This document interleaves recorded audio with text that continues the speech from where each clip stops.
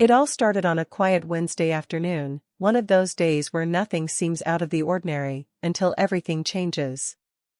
My stepson, Adil, had just turned 22. He was quiet, polite, and mostly kept to himself. Ever since his father and I got married a few years ago, we had built a respectful relationship. Not very close, but there was always a quiet understanding between us. I never thought I'd be the person he would turn to when his world began to fall apart. That day, he came home early from work, shoulders heavy, eyes distant. I asked if everything was okay, and at first, he just brushed it off. But something in his silence felt loud. He kept pacing around the living room, staring at his phone, then putting it down, only to pick it up again a minute later. Eventually, he sat across from me and said something I'll never forget: "I don't know who else to talk to. I think I'm losing her, and I don't know if it's my fault." I was taken aback. I didn't know much about his girlfriend, Maham, except that they had been together for a while and that she seemed sweet whenever she visited. But what he told me next sent a chill down my spine. Adil suspected Maham was hiding something from him, something serious. He had noticed subtle changes in her behavior, late-night texts, sudden plans, emotional distance. He hadn't confronted her yet. He didn't want to accuse her without proof. But deep down, he feared the truth. I could see how much it was eating him up inside. I didn't plan to get involved, but seeing him like that, confused, hurt, and completely alone, I knew I couldn't just sit back. So I offered to help. Not to interfere, but to support him. Just be there while he figured things out. What started as simple concern soon turned into something much more complicated. What we discovered in the next few days tested not only his relationship but also the trust between us as a family.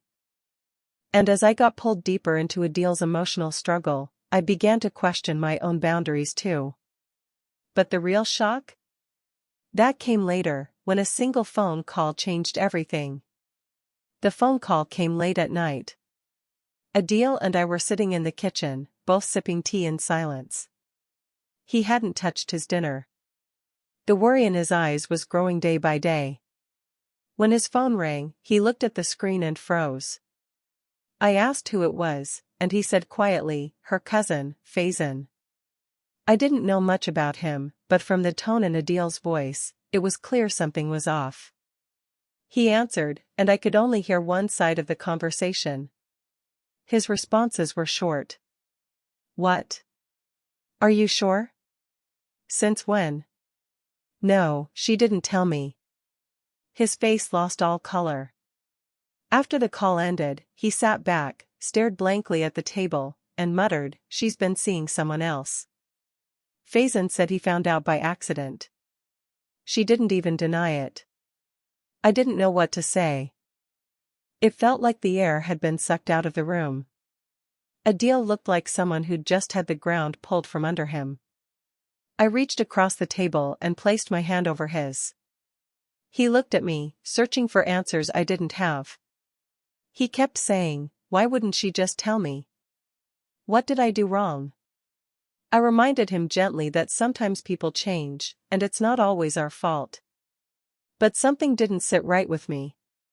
Faizan's call, the way it all came out, it felt rushed, almost like someone wanted Adil to know this at a specific moment.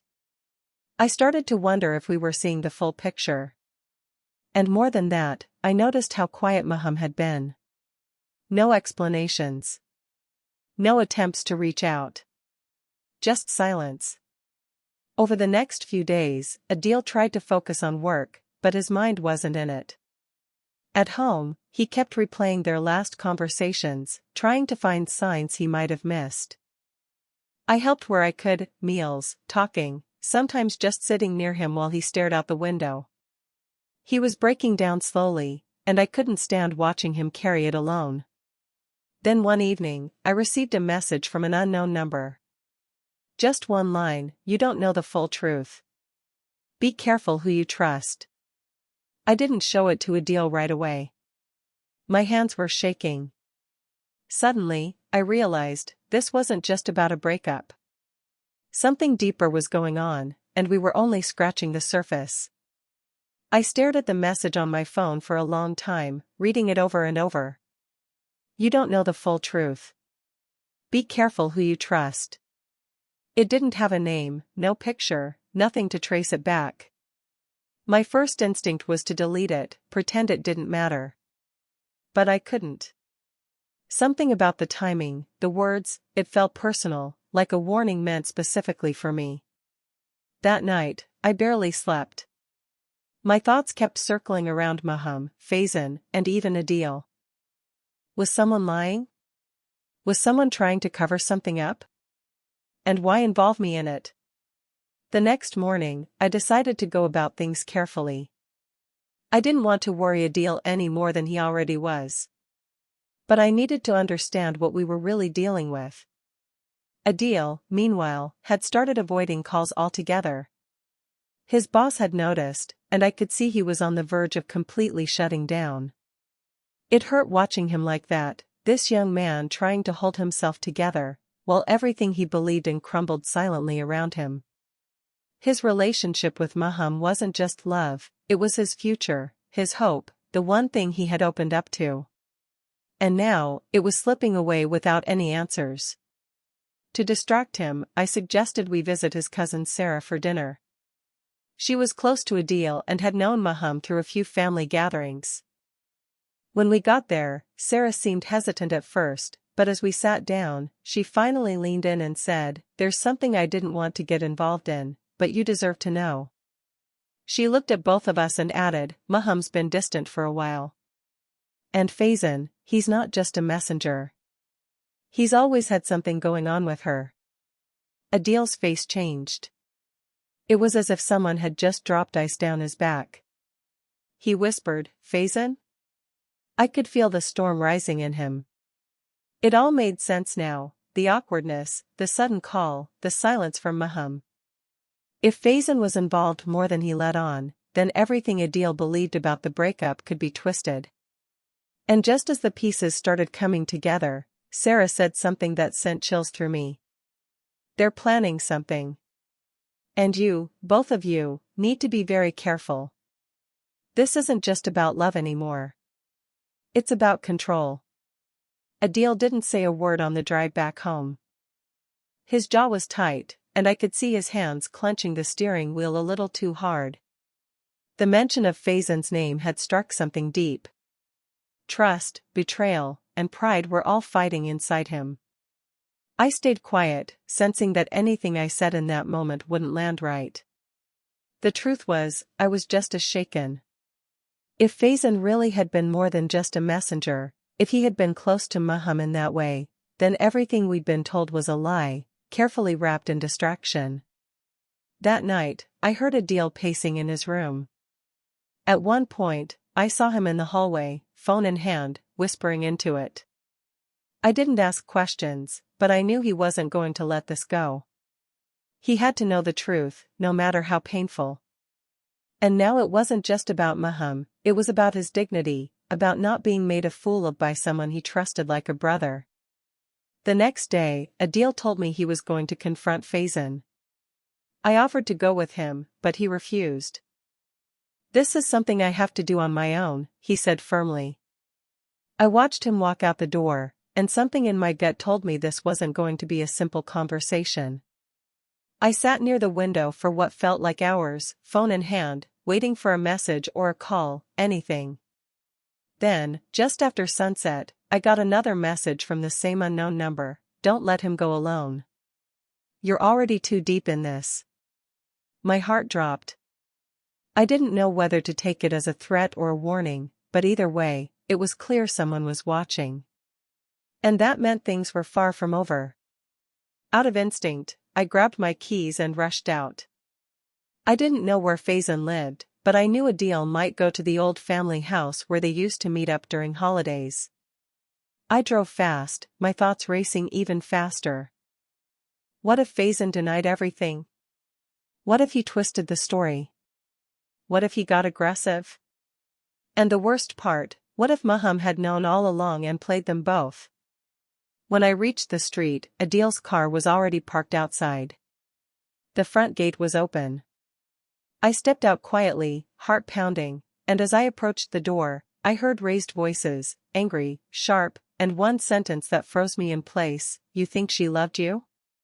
She was using you, and now it's too late." I froze outside the door, heart thudding in my chest. Adil's voice followed, lower but trembling with emotion. "Why didn't you just tell me the truth, Faison? You could have said something instead of letting me believe her." There was a pause, and then Faison snapped back, "Because you wouldn't have listened. You were too blind. You thought she was perfect, and I was just the jealous cousin." I moved closer, staying just out of sight but near enough to hear. The air inside was heavy with tension. Adil was clearly on edge, and Faison wasn't backing down either. Then Faison said something that turned my blood cold. "You think Maham chose me over you because I tricked her?" "No, Adil. She came to me. She needed help. She had secrets, and she didn't trust you with them." For a second, all I could hear was silence. Adil's voice finally came out, hoarse. "What secrets?" Faison didn't answer directly. Instead, he sighed and said, "You weren't supposed to find out. Not like this. But since you're already here. Maham didn't just cheat. She was trying to protect herself. From something your father did." I took a step back. My mind couldn't process the words. What did Adil's father have to do with any of this? His father, my husband, had passed away 2 years ago. He was a quiet man, deeply private, rarely involved in family affairs beyond what was necessary. I never suspected there was anything hidden. But now everything felt like a puzzle with missing pieces. Inside, Adil sounded shaken. "You're lying," he said, his voice cracking. "Why would she never mention it to me?" "Why now?" Faison replied, "Because your father made her swear to keep it quiet. It involved money. Documents. Something that could have ruined everything. And when he died, Maham panicked. She didn't know who to trust, and I was the only one who offered to help." The ground beneath me felt unstable. The betrayal, the emotional mess, the strange warning messages, it was all connected, but not in the way we'd thought. It was no longer just a relationship gone wrong. It was something deeper, something buried in the past that no one had dared to speak of until now. Suddenly, Adil stormed out through the door, eyes burning. He nearly bumped into me.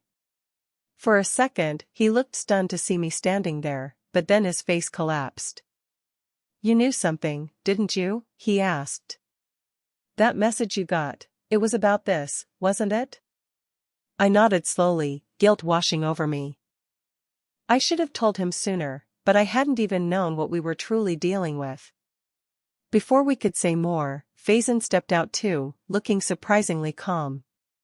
"You're both involved now," he said. "And trust me, this goes way beyond Maham.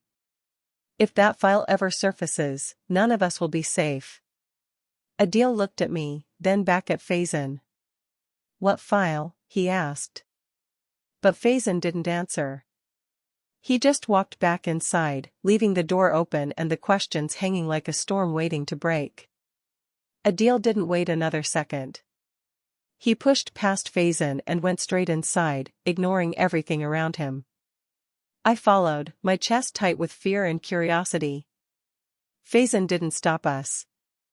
In fact, he seemed almost relieved, like he was done hiding. In the small study at the back of the house, Adil began pulling open drawers, yanking books off shelves. "Where is it?" he demanded. "The file, whatever this is about, give it to me." Faison walked over calmly, reached into a hollow compartment behind an old photo frame, and pulled out a worn brown folder. "This is what your father didn't want anyone to see," he said, handing it over. "It's a series of contracts, payments, to someone named Abbas. Your father had a deal with him, something shady. Land records, forged signatures, and Maham's father was caught in the middle of it." Adil opened the file with shaking hands. Pages filled with stamped documents, transaction slips, and old ID copies fell into his lap. One page stood out, a letter written by Maham's father to Adil's father, begging him to stop dragging their family into illegal business or he'd go to the police. That letter was dated just a week before Maham's father mysteriously passed away in what was always called a sudden heart attack. Everything clicked. Maham hadn't just grown distant out of guilt or betrayal, she had been trapped in the mess of her father's death, the silence of her past, and fear that Adil would never believe her if he found out. She turned to Faizan not for love, but for protection. He had been her only link to the truth, even if it meant hurting Adil in the process. Adil sank into the chair, stunned. "He wasn't who I thought he was," he whispered, voice hollow. "My own father." I placed a hand on his shoulder. "Sometimes the truth hurts more than the lies ever did," I said quietly. "But you still deserve to know it." Just as we prepared to leave, Faizan spoke again, his tone cold. "There's one more thing. Maham didn't leave because of guilt. She left because someone paid her to disappear. Someone who didn't want this file to ever be found." Adil froze. "Who?" Faizan looked at me. "Ask your stepmother." My breath caught. Adil turned slowly, eyes wide. I stood frozen, heart racing. And in that moment, everything we thought we knew shattered once again. I didn't speak right away. My mouth was dry, and my hands had gone cold. Adil stared at me, confusion and betrayal flickering in his eyes. "Is it true?" he asked, his voice low but trembling. I looked at Faizan, then back at Adil. "Yes," I finally whispered. "But it's not what you think." I took a deep breath and explained everything. "After your father passed, I found that file locked in an old briefcase. I didn't understand it at first. But the moment I saw Maham's father's name, I panicked. I knew it could ruin your father's reputation, even in death. I also knew Maham was already slipping away from you emotionally. I thought, if she left quietly, we could all move on. I asked someone I trusted to talk to her, offer her support, and some money, just to keep it buried. I never expected her to disappear completely. I thought she'd at least leave a message for you. I never meant to hurt you." Adil didn't say a word for a long time. He sat there, eyes fixed on the file, like the truth weighed more than he could carry. Then he finally said, "You were just trying to protect him. I get that. But all it did was break everything else." He wasn't angry anymore, just tired. And maybe that was even harder to see. In the weeks that followed, things began to settle.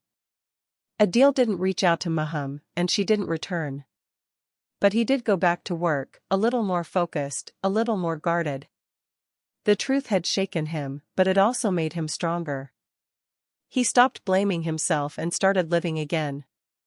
Faizan moved away quietly. We never saw him again, but Adil never held on to that grudge. Some things are better left where they fall. As for me, I kept the file hidden no more. We handed it over to the lawyer who once worked for Adil's father. Whatever consequences came after, we agreed it was better than living with lies. The truth had cost us, yes, but it also freed us. Sometimes families break in ways you can't fix. But sometimes, through that brokenness, people learn how to build something better. Not perfect, but honest. And in the end, that's what really matters. Adil may have lost Maham, but he gained something far more valuable: clarity, strength, and peace. And for me, stepping in to help him wasn't just about support. It was about finally facing the past. Together.